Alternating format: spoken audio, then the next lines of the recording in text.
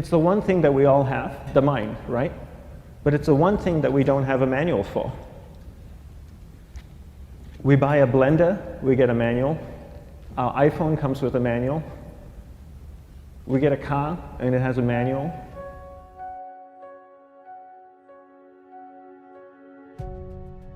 Nobody teaches you how to use the mind. There's no manual for the mind. So this, I think, is one of the most essential things in making progress in our life, is really understanding how our mind works. It's the one thing that we have to live with 24 hours a day, 7 days a week. We have no choice. Imagine if most of you slept 8 hours a day, which most of you don't. You slept and you were awake 16 hours a day. In the 16 hours you practice your awareness just randomly moving from one thing to another, to another, to another, all day practice being distracted. What would you be good at after 6 months? You did this 16 hours a day, you just allow your awareness to jump from one thing to another, to another. I'll tweet right now, I'll switch to text messaging, then I'll go to email, oh, my phone's ringing, so I'll answer the phone, and then somebody's speaking to me, so I'll have 2 conversations at one time. And I'll just do this 16 hours a day, 7 days a week. So you get it being good at distracted. After 1 year, you're an expert at being distracted. After a year and a half, they'll invite you to give keynote talks on being distracted. You're so good, you practice 16 hours a day. So the same works for the opposite. If you practice being concentrated 16 hours a day, what would you become good at? You become good at concentrating. And all it takes is practice. By just doing one thing at a time. Keeping your awareness on one thing at a time. And you integrate this into everything that you do in your life. So the best way to do it is pick a few opportunities in your everyday life. For example, we all speak with people.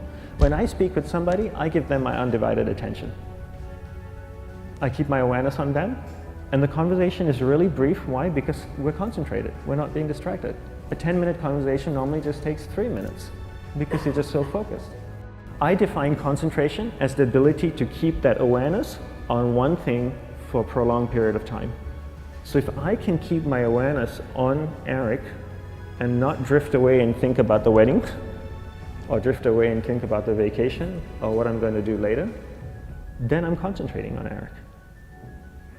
Every time it drifts away, I bring it back. And the more I practice this, the more I practice concentration. So concentration is the ability to keep your awareness on one thing for a prolonged period of time. And that's a very simple definition of concentration. How do you get better at concentration? You practice this. You practice this 24 hours a day, 7 days a week. And it's the only way to get good at it. And what's the best way to practice it?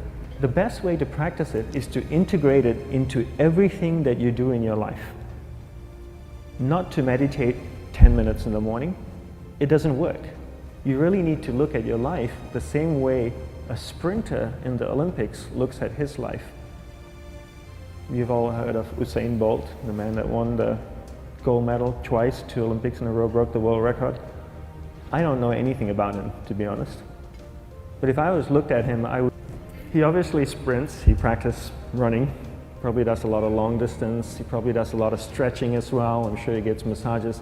He looks like he eats the right kind of food. Drinks the right amount of water, takes vitamins. His whole day is so disciplined. For what? To prepare him for 9.57 seconds. I think that's what the world record is, right? For 100 meters, 9.5 or 9.57 seconds. His whole day is preparing him for that short time, not the other way around. A lot of people say, you know what, I need to be more concentrated. So you know what, I'm going to meditate in the morning, I'll sit down for 2 minutes. Okay, now I'm Zen master. And the remaining 23 hours and 58 minutes, they just go about being ordinary and crazy. How does that work? How would you change? It's not balanced at all. So if for 23 hours and 58 minutes you were not being concentrated, you allowed your awareness to jump from one thing in your mind to another thing, to another thing, to another thing, to another thing, in an uncontrolled way, what would you be good at? And out of a prolonged concentration comes the wonderful power of observation. You just become more observant, and when you become more observant, you see solutions quicker and you solve things quicker. And it's a wonderful, powerful feeling when somebody is concentrated on you and not being distracted. So the best way is to integrate it into your everyday life. You're speaking with your spouse, give her or give him your undivided attention. So develop your awareness, integrate it into everything that you do in your life. And that's the best way you become good at. The next thing we need to develop is develop your will. Will is really important. Will is almost like a muscle in your mind, and you use that to pull and control your awareness and take it from one area of the mind to another.